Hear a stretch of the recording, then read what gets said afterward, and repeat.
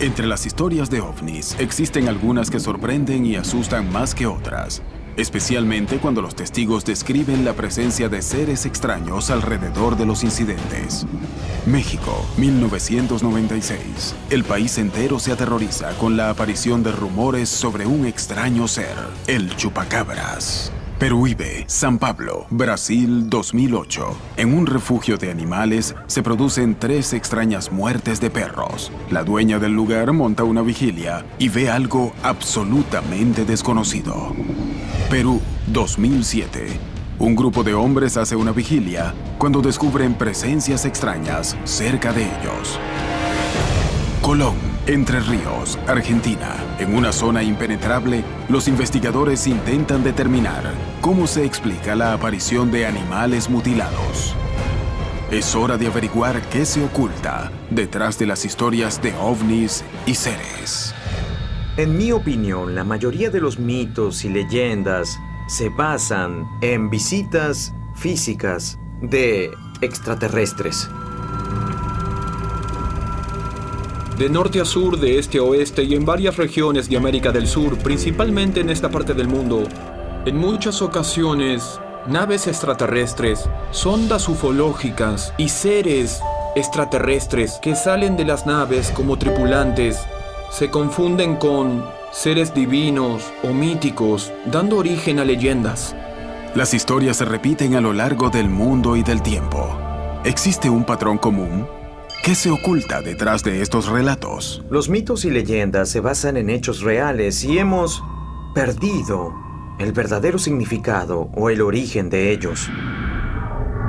Tenemos leyendas, todas ellas referidas al fenómeno ovni, porque si alguien de una región rural, los agricultores, las personas aisladas de la sociedad o apartadas de la sociedad, si ven un objeto volador, un ovni, no van a llamarlo un platillo volador, pero van a darle un nombre que es más compatible con su cultura, con su religiosidad, con su grado de interacción con los progresos del planeta. Las historias de avistamientos de extraños seres son las más fascinantes para los estudiosos del fenómeno ovni. Estas nos permiten conocer si realmente estamos siendo visitados o si la necesidad de creer del hombre es capaz de llegar tan lejos. Es hora de ir en busca de respuestas. La mañana del 2 de septiembre de 2008 comenzaría con terroríficas novedades en la región de Peruíbe, Sao Paulo, Brasil. En un refugio para animales de la calle, se produjo un ataque a las mascotas que aparecieron mutiladas de una manera tan extraña que los dueños del lugar no lograron identificar qué o quién las atacó. Fue usada una tecnología muy sofisticada para hacer esto con un animal en medio de un bosque, en una región de difícil acceso al lugar. Y lo curioso de lo que yo vi, lo extraño, es que los elementos no estaban desgarrados. Cuando un animal muerde, un depredador muerde, él destruye el tejido. En este caso no hubo destrucción, eran cortes realmente precisos todos ellos. Y la muerte, como ocurrió la muerte de estos cachorros, es todo muy extraño. ¿A qué se podían deber estos extraños ataques? ¿Hubo algún tipo de explicación? Los cadáveres de los perros serían una pieza fundamental para poder explicar lo que había sucedido esa extraña noche. El cuidador me llamó a mí 6:30 de la mañana, diciendo que tenía 3 animales muertos y uno gravemente herido. El ataque había ocurrido en un lugar donde había casi 200 perros en ese entonces. ¿El ruido no alertó a los serenos? Por la noche no ladraron nada. Ladraron hasta la 1 de la mañana y después pararon de ladrar. Los cuidadores que vivían cerca no escucharon nada, nadie oyó nada. Cuando vi a los animales me di cuenta de lo siguiente: todos los animales estaban quietos y asustados. Uno se había escondido, otro estaba oculto en algún otro lugar, lejos de donde ellos están acostumbrados a estar abrigados. Pero los 3 que fueron asesinados tenían la misma lesión y estaban en la misma posición. Ellos estaban en el suelo. Para sorpresa de todos, los animales atacados presentaban una serie de heridas que resultaban absolutamente fuera de lo que cualquiera de los involucrados conocía. La herida del cuello era así, una herida abierta. El tejido, la piel, y en medio de la piel tenían lo mismo, La misma lesión, igual que la del cuello, era la de la cadera, en todos los animales. Y tengo fotos que muestran eso. Uno de los animales atacados estaba vivo, aunque gravemente herido. Shalana Machado llamó a la veterinaria del lugar para que intentara salvarlo. Fue una verdadera escena de terror en 2008, porque llegué, tenían a los animales ya muertos con una lesión muy extensa en la cadera, en la región del cuello, la yugular, y la lesión era demasiado extensa, con una profundidad muy grande, un corte bien profundo. Yo pensé que podía haber sido un puma o un pecarí que los había atacado. Ilsa Xavier dio aviso a las autoridades ambientales, creyendo que se trataba del ataque de un animal salvaje que había que capturar antes de que se produjeran más daños, pero recibió una respuesta sorprendente. Después, la policía ambiental vino a decirnos que no tenían ningún reporte de ningún puma andando por aquí. Y realizaron sus investigaciones, hicieron todo lo requerido y afirmaron que en realidad no había sido hecho por ningún otro animal o alguna persona usando un arma blanca o algo así.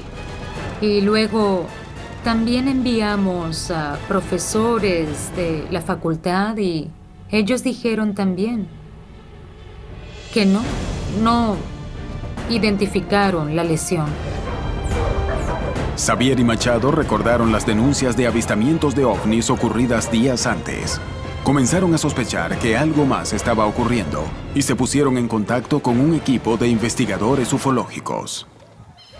A finales de los años 2000, la década de 2000 a 2010, en los años 2008, 2009 y 2010, tuvimos muchos casos ocurridos en la región de desembarques de naves y también de mutilaciones de animales. Nosotros que vivimos aquí en la zona, siempre escuchamos reportes de residentes, trabajadores rurales, que había ocurrido eso en un barrio cercano. Los propios vecinos decidieron organizarse para intentar darle una respuesta al interrogante sobre lo que había sucedido aquella noche. Entonces, después de lo que ocurrió con los perros, decidimos empezar a montar una vigilia para ver si encontrábamos el animal o la persona que hizo esto, un cazador o algo así. O podíamos encontrar algo y comenzamos a montar vigilia. Al realizar la vigilia, se encontraron con un resultado que jamás habían imaginado. ¿Qué recorría la mata de Peruíbe? ¿Era un animal? ¿Fue un grupo de humanos? ¿Era un ser extraterrestre? ¿Qué fue lo que mató a los perros?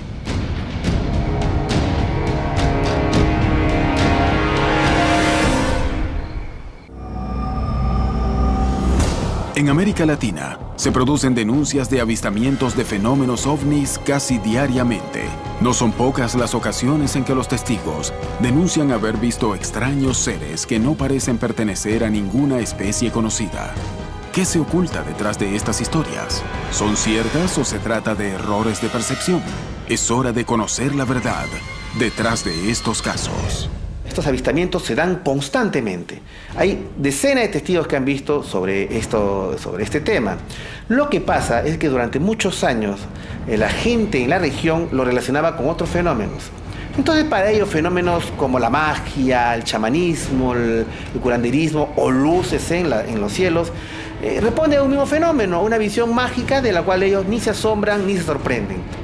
Alguien vio una sonda luminosa haciendo su exploración, una sonda de origen extraterrestre, y decían que allí estaba una gran cobra o boitatá o una mula sin cabeza. Son todas las denominaciones populares que a lo largo de las décadas, de los siglos, fueron atribuidas a las manifestaciones luminosas que son muy reconocidas y documentadas por los ufólogos. Alrededor de todo el mundo tenemos textos antiguos en los que nuestros ancestros, ellos mismos, describen, por ejemplo, escudos voladores que descienden desde el cielo o escaleras celestiales bajando de huevos cósmicos, entre comillas, por supuesto. Y luego, desde las escaleras de los escudos o huevos cósmicos, emergen estos seres. Fíjate lo interesante, viene de arriba. Antiguamente en las culturas precolombinas acá hablaban de los seres que venían de la montaña. La mitología griega te habla del Olimpo y de los dioses que existían de arriba. Es decir, y en la religión más tradicional tú hablas de los ángeles, ¿no? Caídos también vienen de arriba. Los extraterrestres también cumplen ese factor, vienen de arriba, vienen del espacio. Y de una u otra manera parece que tienen que ver con cosas emocionales que nos permiten saber de que no estamos solos. Hay una necesidad de consuelo con estas creencias. Y ellos fueron quienes, de acuerdo con nuestros ancestros, impartieron sus conocimientos fundamentalmente para impulsar nuestra civilización. Así, nuestros antepasados recibieron asistencia directa, nada menos que de extraterrestres de carne y hueso. Y extraterrestres que tienen una conformación bastante típica, una conformación antropomórfica, que se relaciona mucho con todo este ideal de extraterrestre que aparece en la ciencia ficción y en las películas. El extraterrestre políticamente correcto, como digo yo, es el famoso gris, este hombrecillo cabezón de 1,40 m, ojos almendrados, cuerpo raquítico, que se dedica a secuestrar. Este es el extraterrestre que es vendido a través de los medios de comunicación, a través de Hollywood, y diciendo de que es el extraterrestre negativo, el extraterrestre que va a atacar y que va a invadir. Tengan mucho cuidado con el tema extraterrestre porque te puede invadir. Más allá de las historias mitológicas en Peruíbe, los perros habían sido encontrados mutilados y nadie sabía quién o qué era el responsable. En la mañana del 2 de septiembre de 2008, se produjo la mutilación y muerte de 4 perros que se encontraban en un refugio para animales recogidos de la calle. Las heridas consistían en cortes precisos sin derramamiento de sangre. Los perros tenían cortes en las ingles, de donde se había extraído los órganos reproductivos. La dueña y la veterinaria del lugar llamaron a las autoridades ambientales y a los docentes de la facultad para que analizaran los cuerpos y la zona. Ambos estudios confirmaron que no se trataba del ataque de un animal ni de heridas causadas por una persona. Intrigadas por descubrir la verdad, decidieron realizar una vigilia buscando establecer qué había causado una mutilación semejante. Está habiendo muchas apariciones en la región. Puede ser una cosa ufológica, ¿eso puede ser? ¿Un alienígena o algo así? A pesar del temor por ser atacados, querían saber qué había ocurrido con los perros. Y me dijeron, no hay posibilidad de que haya sido alguna especie alienígena. Entonces decidimos montar una vigilia para ver si conseguíamos filmar o ver algo. Luego de la tercera noche vigilando el lugar, Machado y los caseros lograron encontrar una explicación. Ella estaba detrás del terreno y en una mata cerrada, según su relato, ella pudo ver a una criatura con ojos rojos. En medio de la noche, mientras realizaban las rondas de vigilancia, un movimiento les llamó la atención. Primero, pasó corriendo en medio de la vigilia, a las 11:30 de la noche. Cuando eran las 5, nosotros vimos al ser. El grupo comenzó a asustarse. Sabían que el peligro estaba cerca. Algo parecía estar rodeándolos. Los movimientos de la figura fueron muy rápidos, pero con las linternas alcanzaron a divisarlo. Era pequeño, alrededor de 1,30 m, 1,20 m. Era como del tamaño de un niño de 6 años, delgado, los pies inclinados así. ¿Cómo puedo describir qué tipo de pie? Era un pie fino, así inclinado, en esta posición más o menos. Las rodillas dobladas, caminando así. Los pies eran grandes así y las manos estaban así, con la piel oscura y lisa. Cabeza calva, todo sin pelos. Y pasó lentamente, caminó una distancia de más o menos 15 metros y se metió entre las plantas.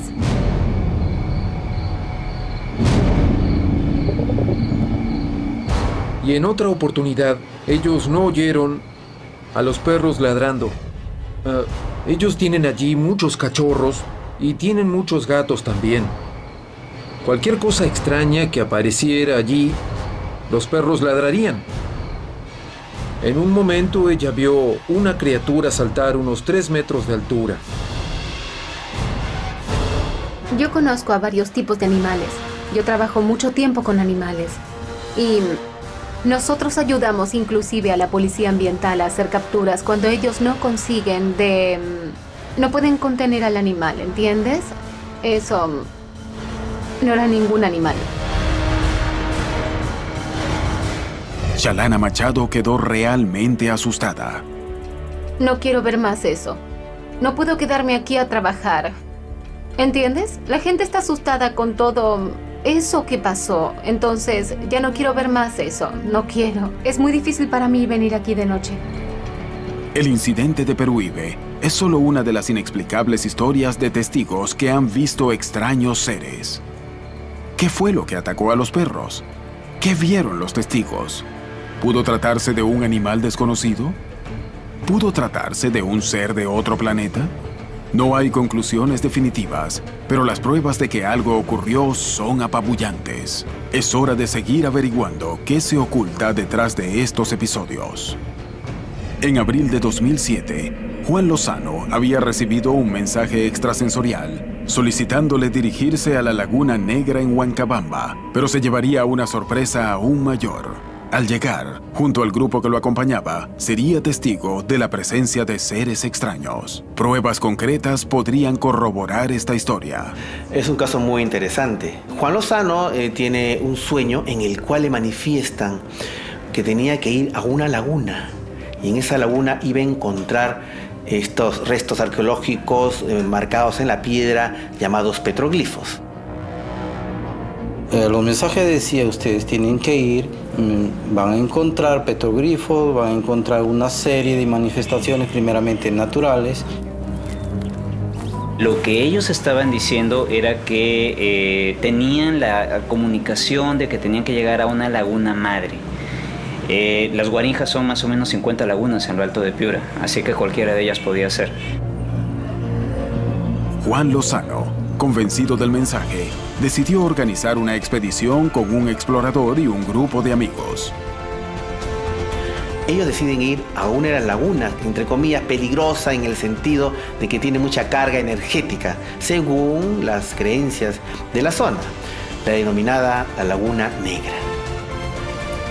Según Lozano, en la región encontrarían una serie de petroglifos que nada tenían que ver con lo que se conocía en esa zona. Interesados por el desafío, decidieron partir. En una noche de abril de 2007, Juan Lozano había tenido un sueño en donde se le indicaba que en la Laguna Negra en Huancabamba se produciría un encuentro con seres de otros mundos. Convencido, decidió buscar este sitio. Cuando Juan Lozano reconoce el paisaje que había visto en sueños y yendo por un camino todavía no explorado, encuentra una roca en la cual había unos petroglifos muy interesantes. Según las comunicaciones encontramos los petroglifos. Confirmaba el mensaje. ¿Qué eran esos petroglifos? ¿Sus imágenes tienen algún tipo de explicación? En aquel tiempo, los pobladores de esta zona observaban mucho el espacio, ¿no? Y representaban a las constelaciones que podían divisar en estas piedras. Curiosamente, no habían sido catalogados por el Ministerio de Cultura. Lozano descubrió petroglifos que habían permanecido ocultos por los antropólogos de la zona y por eso llamaban la atención. ¿Cómo supo en dónde se encontraban? En horas de la noche, de repente, ven ellos esferas de luz de color rojo anaranjado que empiezan a acercarse a la laguna y al lugar donde ellos estaban. En un momento, de acuerdo al testimonio de Juan Lozano y Nelson Peña Herrera, una de esas esferas empiezan a bajar muy cerca de la ribera de la Laguna Negra y ellos creen ver una suerte de seres humanoides que a la distancia ellos calculaban como de 1,30 m, 1,40 m, de color verde, que se empezaron a acercar a ellos. Yo recuerdo muy bien las orejas largas, los brazos largos y me recuerdo muy bien que Enzo me decía, ¿qué vamos a hacer, Juaneco? Pues ya se sentía un ambiente pesado, se sentía como que algo nos iba a suceder, algo malo nos iba a pasar. ¿Qué podría sucederles? ¿Era real lo que estaban viendo o se trataba de algún tipo de sugestión? Mientras presenciaban el fenómeno, algo más extraño estaba a punto de ocurrirles. Eso comenzó a aparecer una luz como un fluorescente. Comenzó a crecer y se formó entre los cerros un artefacto, digamos así, una nave. Yo le calculo unos 500 metros de ancho porque abarcaba mucho. Y el lugar se puso como si fuera las 6 de la mañana amaneciendo. Y cuentan que detrás de justamente de la Laguna Negra vieron iluminarse totalmente esta y ascender una luz muy pero muy intensa que fue llenando de un resplandor todo alrededor, y ellos veían cómo a medida que este resplandor muy intenso, una luz blanca muy fuerte, iba avanzando y las otras esferas se iban desvaneciendo. ¿Qué ocurrió con Juan Lozano y su grupo? ¿Realmente vieron seres de otros planetas? Yo me siento tranquilo. Sé lo que me sucedió esa vez fue como diciendo, para fortalecer, para vivenciar, tener un apoyo. No importa si el resto de las personas no te creen, pero tú lo has vivido, tú lo has sentido. Igualmente cada uno de nosotros, ¿no? ¿Existe alguna relación entre los seres que vieron y el hallazgo de los petroglifos? ¿Hay en esa roca un mensaje que aún nadie ha podido decodificar? Los seres que se describen en estas historias cambian radicalmente según hechos y testigos. Los relatos describen desde seres humanoides hasta animales extraños. Entre los animales, uno de los misterios más grandes es el chupacabras, un fenómeno que se denuncia en todo el continente. Hasta el día de hoy, nadie puede asegurar de qué se trata, pero los rastros de animales muertos existen. ¿Qué es el chupacabras? ¿Un ser alienígena? ¿Un experimento genético? ¿Una distracción periodística? ¿O una gran psicosis americana? Es un fenómeno que a mí me intriga mucho. Para mí el chupacabras es eso, un fenómeno. No puedo determinar si es un animal, si es una entidad extraterrestre, si es un grupo de personas.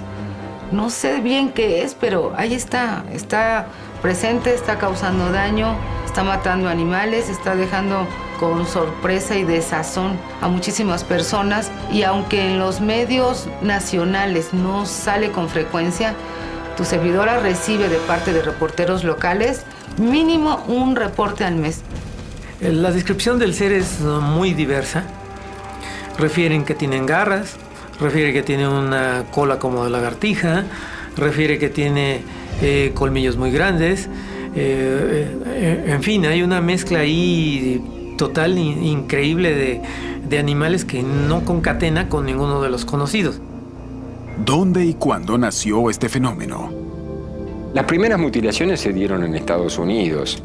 Hay un patrón de conducta con respecto a las mutilaciones. Comienzan en un punto, luego se empiezan a diversificar en cantidad y en geografía. En Estados Unidos empezó Nuevo México y terminó abarcando casi todos los Estados Unidos las mutilaciones de animales.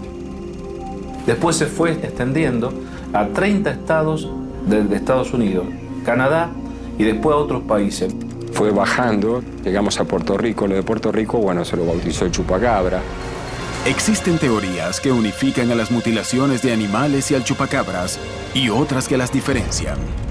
En algunos casos, los animales aparecen con cortes que parecen ser quirúrgicos y en otros tienen orificios por donde podrían haber sido succionados.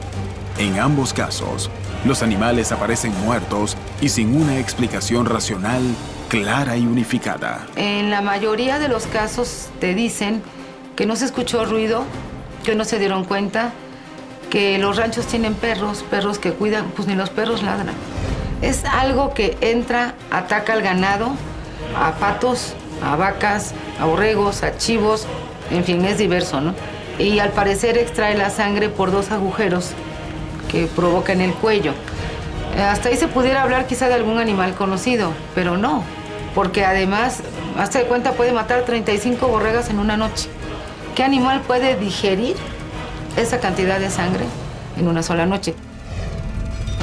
Se han hecho análisis de los cortes precisos, cortes que solo se pueden hacer con cirugía láser, tecnología humana, de hace rato conocida, extracción de toda la sangre, con qué propósitos no lo sabemos, y además una toma del animal en un lado, de alguna manera llevado por el aire, y luego de hacerle todo lo que se le hizo, largado en otro lado. Donde entonces cuando alguien encuentra el animal en esas terribles condiciones, resulta que no hay huellas ni humanas ni de ningún vehículo que hubiera cargado el animal para dejarlo ahí, que sería lo lógico, ¿verdad? Otra situación que se está mezclando es que no solo son los orificios y el animal sin sangre, sino que en ocasiones se extraen órganos. Y órganos que parecen extraídos con una capacidad quirúrgica. Entonces, si yo nada más me guío en los agujeritos del cuello, puedo pensar en un animal. Pero cuando ves esos cortes perfectos dices, no, ¿qué animal puede manejar un bisturí de esta forma? Otra cosa notable de este fenómeno chupacabras es que los animales de carroña no se acercan a esos cadáveres. Se han lanzado las hipótesis de que pueden ser sectas satánicas, laboratorios clandestinos.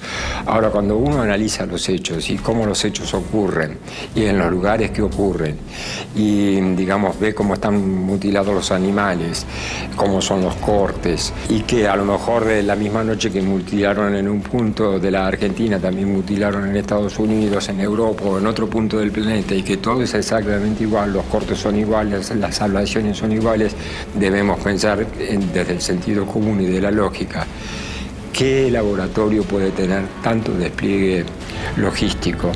¿Qué secta puede tener tanto despliegue logístico para en una misma noche y en una misma hora hacer la misma operación en distintos puntos del planeta? En el continente se repiten más historias de animales que aparecen mutilados y de testigos que han visto extraños seres. Todas ellas tienen un rasgo en común. Permanecen rodeados de más misterio y dudas que certezas. En 1996, los mexicanos vivirían una oleada de casos donde ganado y animales domésticos aparecieron mutilados. Casi 20 años después, la explicación oficial sigue despertando polémica. Testigos, científicos e investigadores están dispuestos a repasar el caso una vez más, buscando entender qué hubo detrás de este siniestro incidente. 1996, la República Mexicana comienza a recibirse, principalmente en los medios de comunicación de todo el país, una gran cantidad de reportes de un animal misterioso que estaba atacando principalmente a las ovejas. A lo mejor, quizá pueda ser una especie como de estudio, de análisis, saber de qué manera se va a comportar el ser humano ante ciertos casos, ante ciertos fenómenos que vayan produciéndose en algún momento en alguna localidad. Entre los animales que aparecieron mutilados hubo ovejas, caballos, vacas, gallinas y pavos.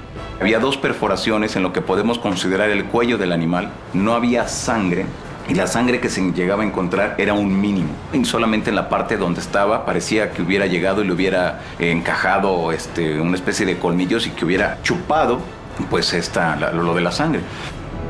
En 1996, una familia de campesinos mexicanos fue testigo de un hecho que no solo les causó graves daños económicos, sino que los dejó sorprendidos y asustados y esperando una respuesta desde entonces. Ellos están dispuestos a ir detrás de la verdad para descubrir de qué se trató.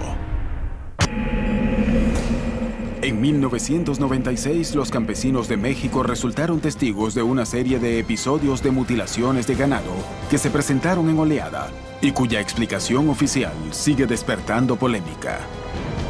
20 años después, una de las familias perjudicadas está dispuesta a ir en búsqueda de la verdad. Y aquí fue donde mataron a los borregos. Que ya no es el corral como estaba, ¿verdad? No, pues ya hace muchos años, tiene unos 16, 18 años. Mi niño estaba chiquito. Vino a ver, darles de comer y cuando él vino, pues se espantó. Me fue a ver y me dice, mamá, dice, tu borrego no tiene ojos. ¿Cómo va a tener ojos el borrego? Dice, no, ahí vengo, no, si encontré el mal tirado, no tenía ojos, no tenía lengua y ni una gota de sangre. Los perros aquí estaban, pero no, un perro ya luego ladra cuando entra otro animal o algo así, pero no. Nada se escuchó, nada. No, pues el corral era aquí y pues nosotros lo vimos hasta allá. El hecho de que no se hayan producido ruidos durante el ataque del borrego fue algo que llamó la atención de muchos de los involucrados, revelando que algo más podría estar ocurriendo. Pero ese no fue el único dato llamativo de este incidente. Los testigos hallaron algo mucho más extraño y escalofriante.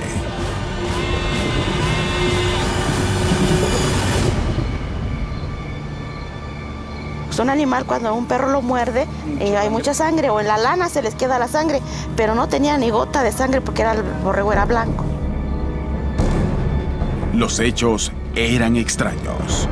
No tenía sus dos ojos ni su lengua. Nosotros aquí vivimos en el campo y conocemos todos los animales, cómo atacan, cómo todo, ahora sí cómo dejan los animales cuando se los comen, ¿no?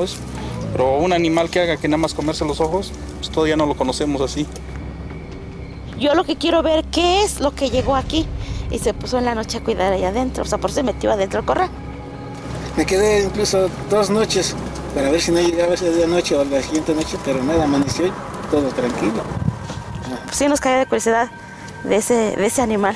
¿Qué animal lo mató? Y como ese animal hubo varios aquí en la zona. Hubo algunas personas que, como ellos, tuvieron esa experiencia. Los pobladores de zonas linderas denunciaron experiencias similares y rápidamente los medios empezaron a cubrir la noticia, lo que despertó el interés de las autoridades y la comunidad científica. ¿Qué estaba ocurriendo en la zona? ¿Por qué hubo tantas denuncias de ganado mutilado? ¿Podrían haber sido depredadores conocidos o se trató de algo más? Este mismo patrón se repitió a lo largo y ancho de toda la República Mexicana. Los medios de comunicación con platillo y bombo publicaban cuántas reses, cuántas ovejas habían muerto la noche anterior. Pero los científicos jamás comulgaron con la idea de que se tratara de un ser extraño. Para ellos, las zonas en donde se habían producido los ataques eran determinantes. Mientras que ese, justamente, fue el motivo de la desconfianza de los investigadores ovnis.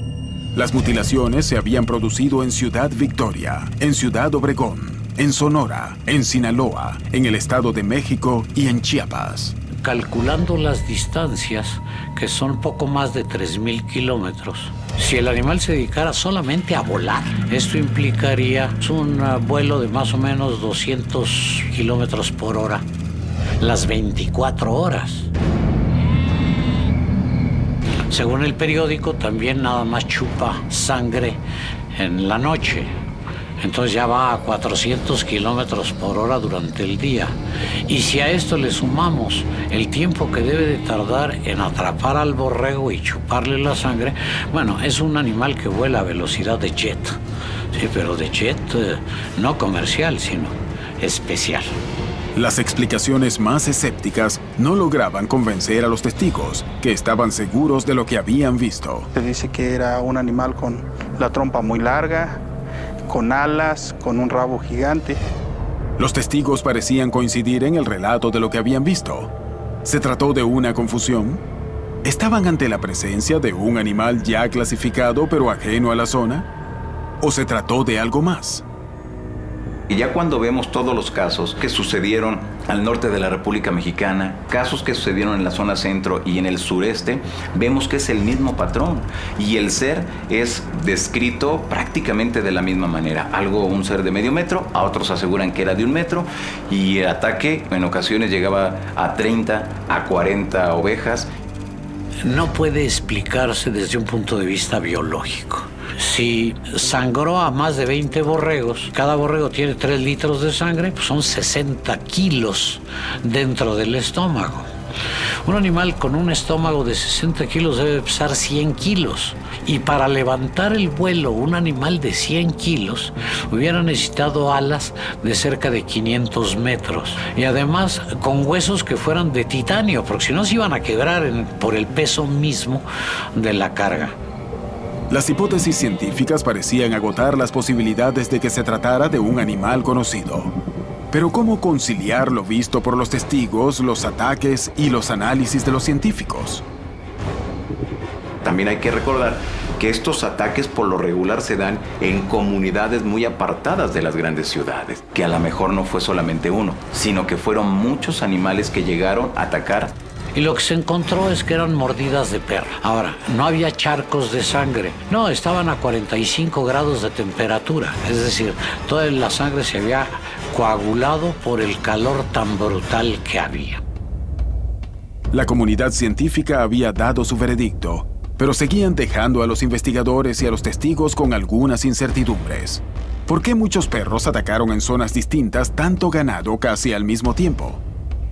¿Por qué no dejaban huellas ni emitían sonidos? ¿Por qué los animales carroñeros no se acercaron? ¿Qué hubo detrás de estas historias? Para mí es un mito generado en momentos críticos de la sociedad.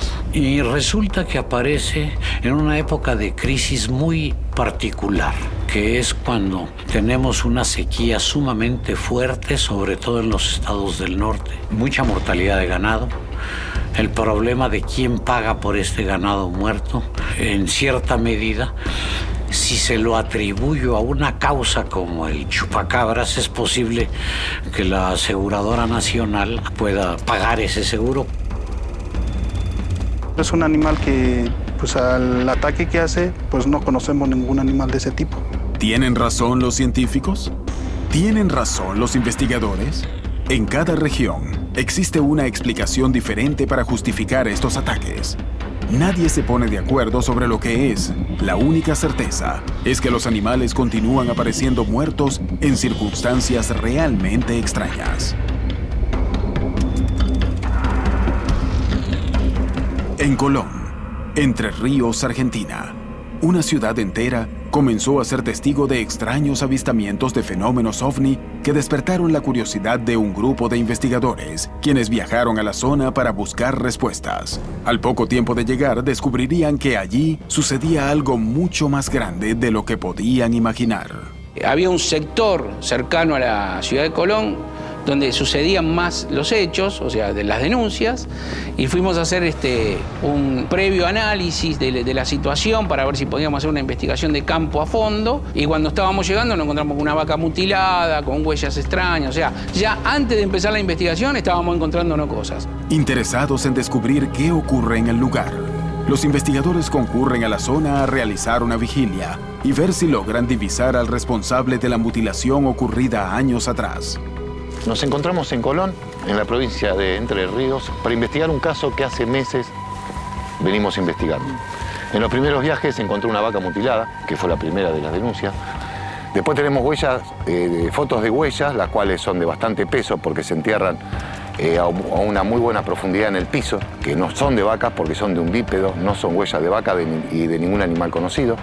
Y hemos encontrado otras huellas sobre arena, donde están las mismas huellas deformadas, con una línea en el medio, como si este ser, animal o lo que fuere, tiene una cola o algo que arrastra. Todo esto está en estudio. Todavía falta mucha investigación y tenemos que tratar de tomar una foto o algo, una filmación del ser o lo que fuere que está rondando esta zona, que es aparentemente, por lo que suponemos, el responsable de las mutilaciones de ganado.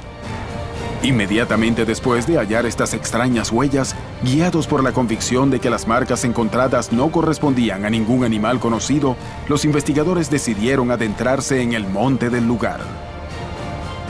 Cuando hicimos la investigación de campo, pasamos toda una noche en la zona, acampando con el grupo, y bueno, nos pasaron montones de cosas extrañas.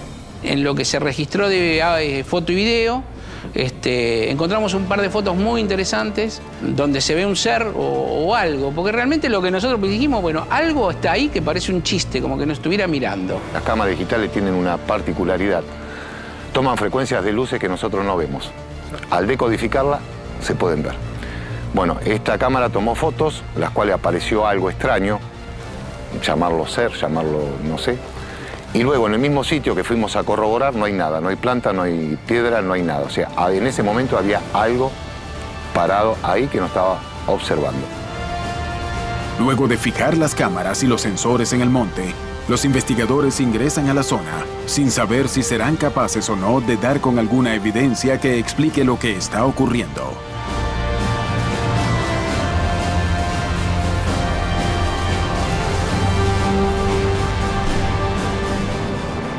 Bueno, llegamos a la zona del monte, así que vamos a dividirnos. Martín para un lado, Julio hacia el otro, divídanse y vamos a ver qué pasa. Chicos, acá hay algo se mueve. Un extraño ruido los pone en alerta y ellos corren para intentar divisar qué movió la vegetación. ¿Qué ocurre en el lugar? ¿Podrán dar con evidencias definitivas que expliquen estas extrañas mutilaciones? Desde el año 2000, la zona de Colón, Entre Ríos, Argentina, ha sido un lugar donde se producen frecuentes denuncias de avistamientos de fenómenos ovni. Atraídos por estas historias, un grupo de investigadores se dirigió al lugar donde encontraron ganado mutilado. Luego de investigarlo, hallaron indicios de que algo extraño ocurría y que los ataques no podían explicarse debido a la presencia de algún animal conocido. Dispuestos a encontrar evidencias irrebatibles, los investigadores regresan a la zona. Se acercan con cámaras y sensores para descubrir qué ocurre allí. En medio de la vigilia, logran divisar movimientos entre la maleza y corren hacia el lugar. ¡Allá hay algo! ¡Algo se mueve! ¡Allá, allá! ¡Venga!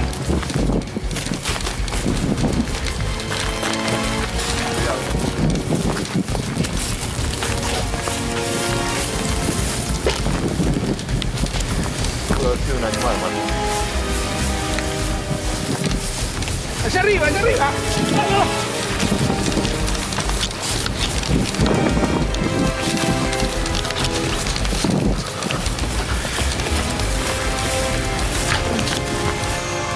Pese a no lograr ver qué se movía en la maleza, los investigadores establecen hipótesis de trabajo que podrían explicar qué está ocurriendo. Allá arriba estaba. No, puede ser un pájaro. Hay Sí, muchos ¿no? pájaros nocturnos acá en esta zona. Era bastante grande. Bueno, Martín, uno de los investigadores, vio algo moverse entre la maleza y bueno, vinimos todos corriendo a tratar de ver qué era, no pudimos verlo. Acá se supone, por lo menos lo que en el ámbito de la República Argentina corresponde, de que ha habido mucha experimentación genética por parte de norteamericanos en la zona de Bolivia y Paraguay. Y algunas de esas bases han sido destruidas porque se ha desmadrado el tipo de experimento que estaban haciendo. Llámese X. Me parece que es una zona que todavía da para seguir investigando y mucho.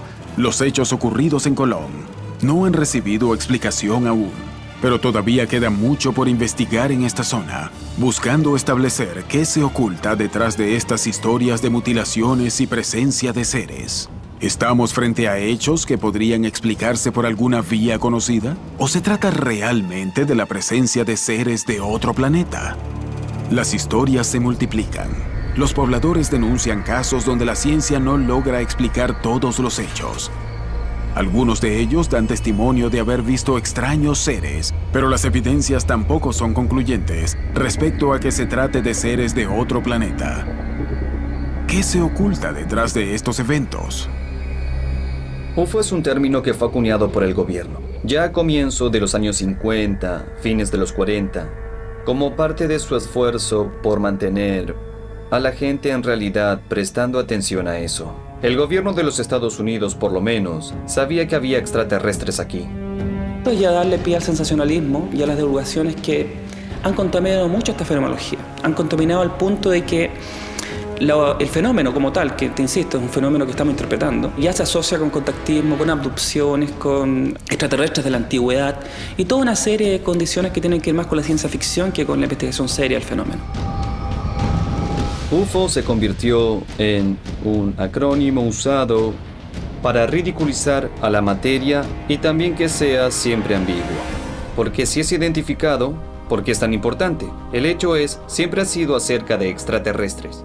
Creo que, aún teniendo la tecnología de quien está piloteando los ovnis, no sabemos exactamente de dónde vienen. No creo que alguna vez se haya dado una historia verdadera de quiénes son estas criaturas que vienen en estas naves.